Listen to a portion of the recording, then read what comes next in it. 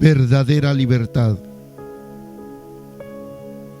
Comenzamos a explorar la gracia de Dios al notar que muchos himnos cristianos hablan de ella como asombrosa o maravillosa.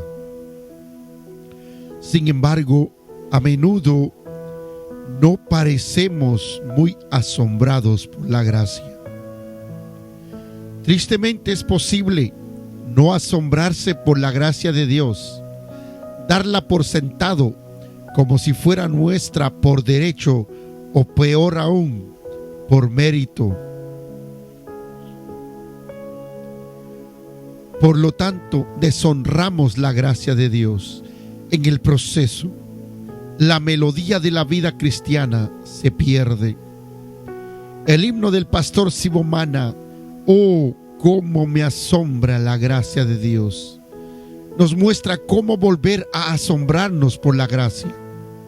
Su verso final vuelve al tema con el que comenzó, porque la gracia es tan asombrosa, porque nos da libertad.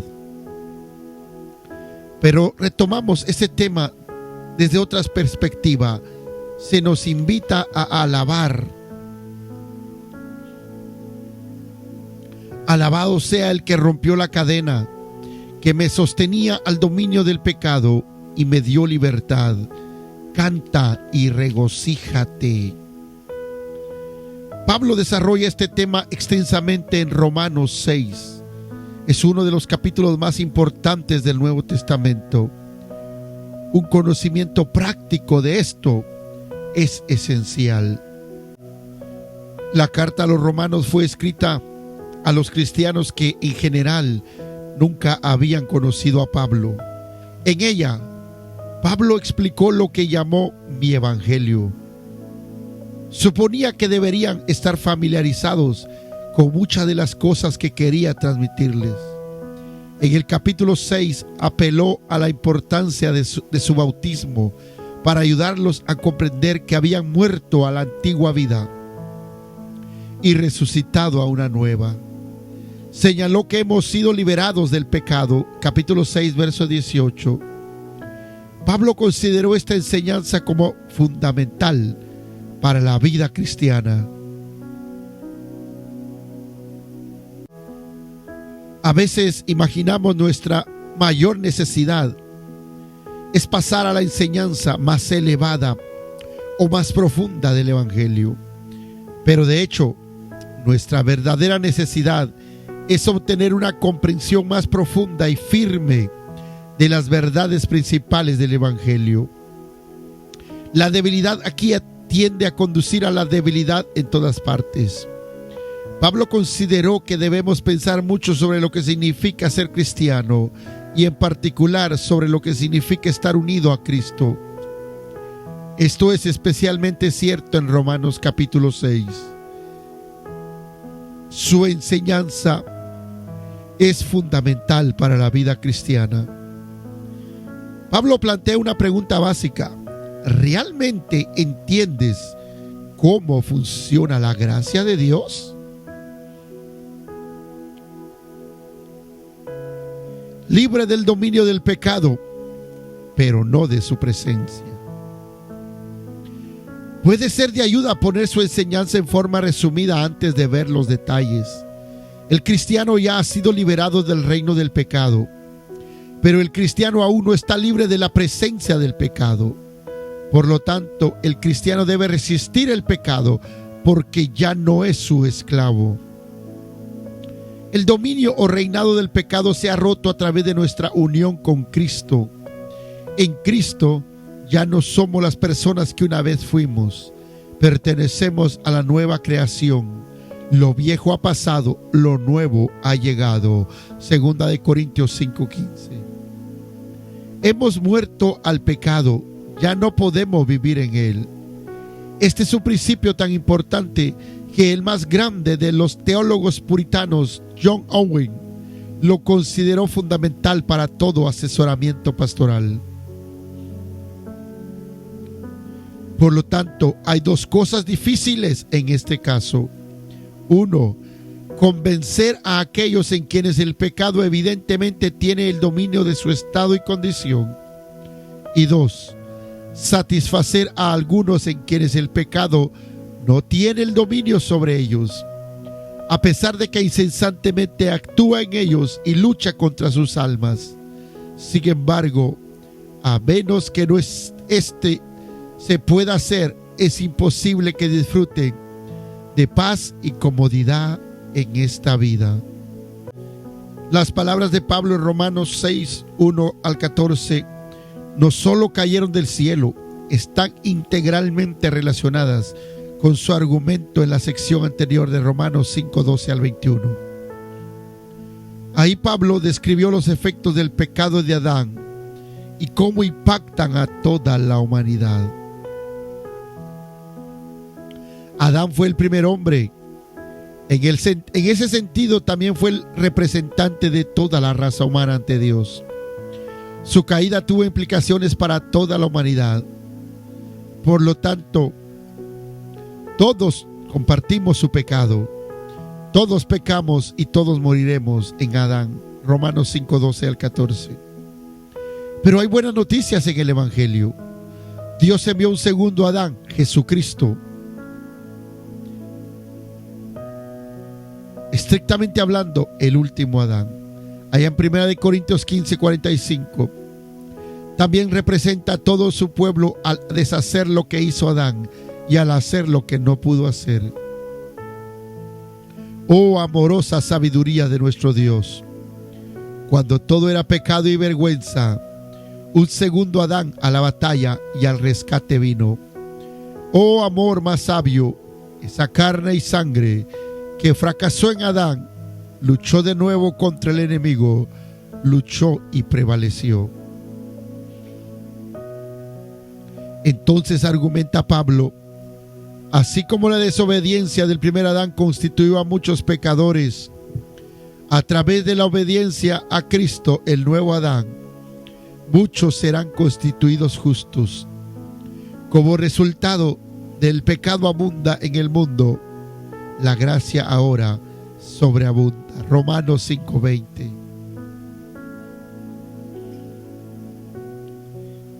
Como lo expresó Isaac Watts, en él se jactan las tribus de Adán, más bendiciones que las que perdió su padre.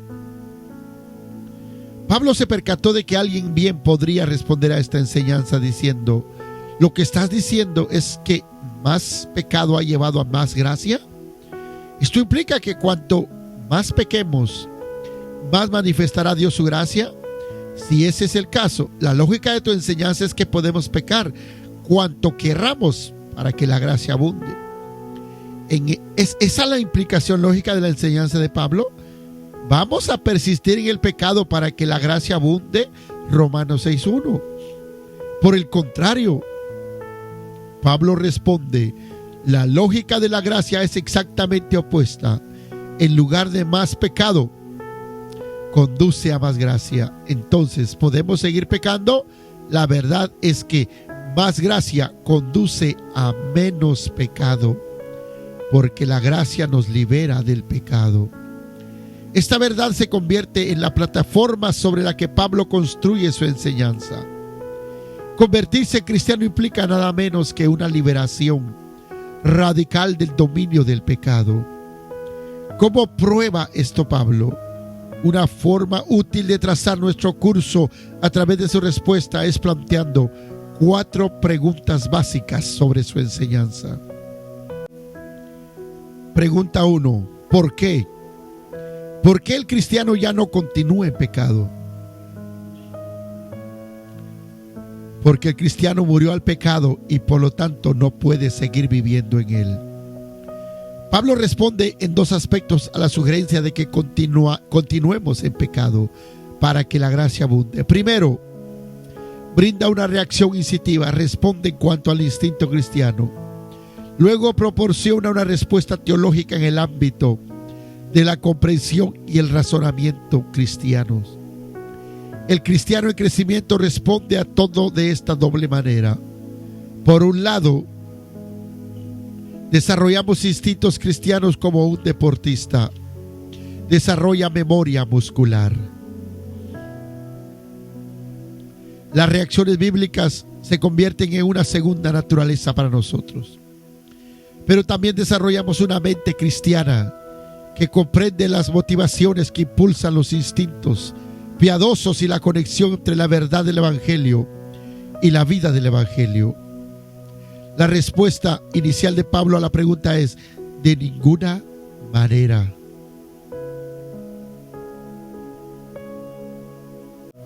Es una respuesta instintiva. Pablo no necesita detenerse, buscar versículos en su Biblia, luego meditar sobre el tema. Instintivamente sabe que esa pregunta debe basarse en una premisa falsa. Cualquier cosa que sea contraria al carácter sagrado de Dios y a un estilo de vida santo no puede ser coherente con el Evangelio. Pero Pablo también responde con cuidado en cuanto a la mente cristiana. Él sigue su propio principio: sean niños en cuanto a la malicia, pero adultos en su modo de pensar. Es por eso que su explicación comienza con su característico: ¿acaso no saben ustedes? Romanos 6:3. La transformación de nuestra vida tiene lugar a través de la renovación de nuestra mente. El pensamiento correcto sobre la verdad del Evangelio motiva a vivir correctamente en el poder del Evangelio. Romanos 12:1 y 2. La lógica de la gracia. ¿Por qué entonces una gracia mayor no justifica un pecado mayor? Simple. La naturaleza y la lógica de la gracia lo prohíben. Nosotros que hemos muerto al pecado, ¿cómo podemos seguir viviendo en él? ¿Acaso no saben ustedes que todos los que fuimos bautizados para unirnos con Cristo Jesús, en realidad fuimos bautizados para participar en su muerte?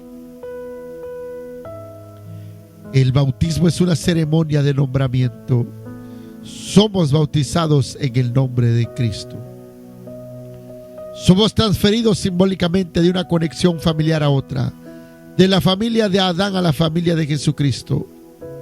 Ya no tenemos la identidad que una vez tuvimos. El bautismo también señala cómo se lleva a cabo esta transferencia por nuestra unión con Cristo en su muerte al pecado y su resurrección a una nueva vida. Las implicaciones son profundas. Si hemos muerto al pecado y hemos resucitado a una nueva vida en Cristo, se deduce que ya no podemos vivir para el pecado, al menos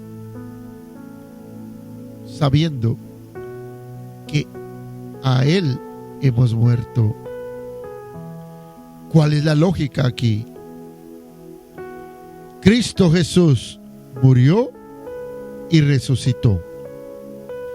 En su muerte Cristo murió al pecado y en su resurrección resucitó a una nueva vida. Fuimos bautizados en Cristo Jesús. Al ser bautizados en Cristo, fuimos bautizados en su muerte al pecado y en su resurrección a una nueva vida.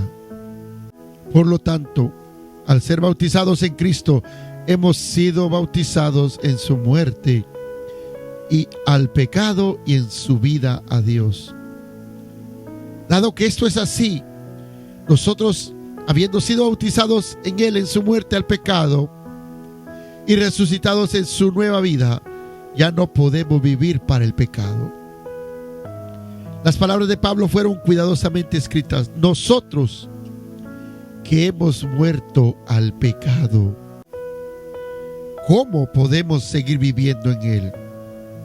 Podría traducirse mejor de la siguiente manera: nosotros que somos personas que murieron al pecado, ¿cómo podemos vivir en él por más tiempo? Vivir en pecado sería una contradicción al tipo de persona en la que nos hemos convertido en Cristo.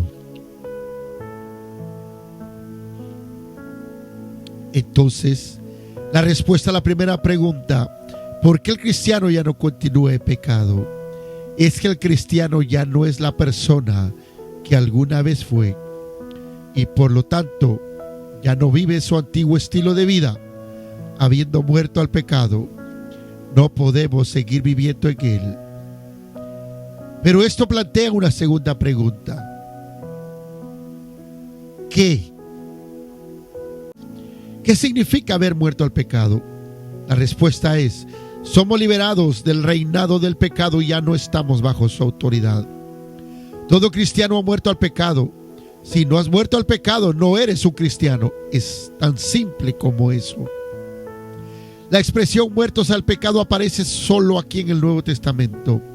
¿Qué significa eso? Consideremos lo que Pablo nos quiso decir. Primero, Pablo no utilizó el tiempo presente, no escribió que estamos muriendo al pecado. No habló más de algo que está sucediendo, sino de algo que ya pasó. Segundo, Pablo no usó el modo imperativo, no dio una orden, no escribió debes morir al pecado, ni siquiera escribió continúa muriendo al pecado. Señaló que hemos muerto al pecado. No se refirió a algo que logramos, sino a algo que ya es cierto en nosotros. Tercero, Pablo no estableció que nos hemos vuelto inmunes al pecado. En ocasiones, esa opinión ha sido popular. Se expresa en algunas veces.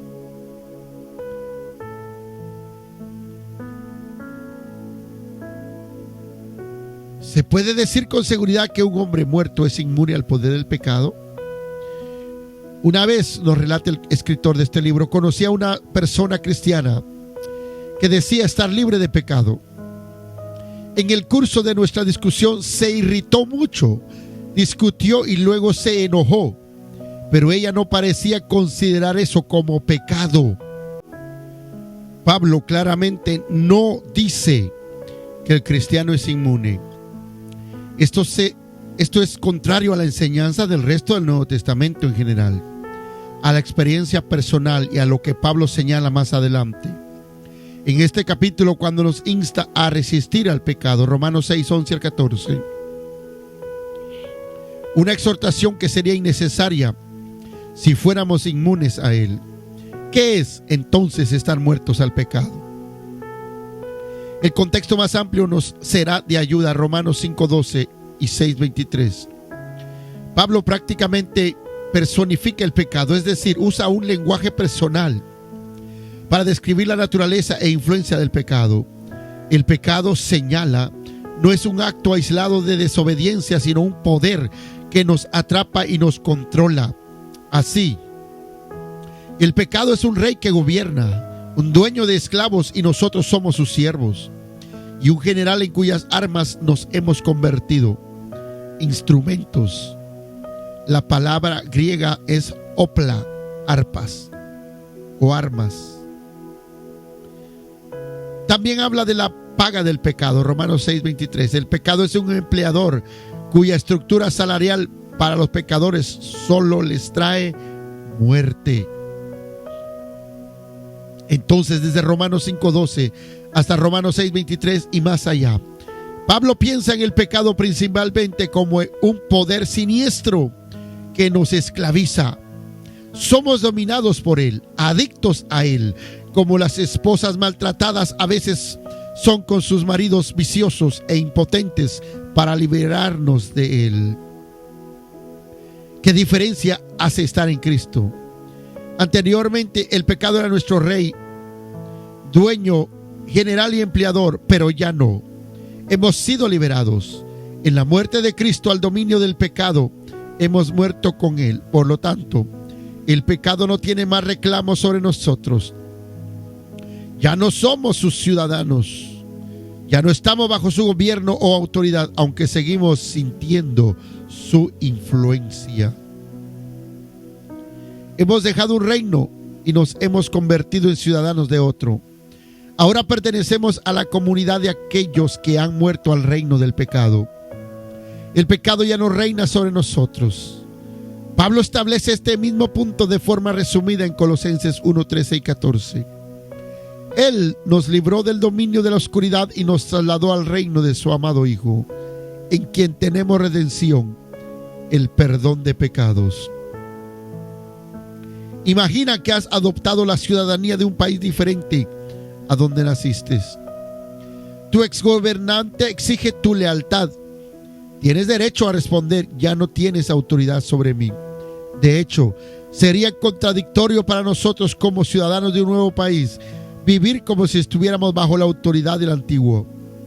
Del mismo modo, seguir viviendo en pecado cuando hemos muerto a él es una especie de traición a nuestra verdadera identidad en Cristo. Bendiciones. Bienvenidos a la verdadera libertad.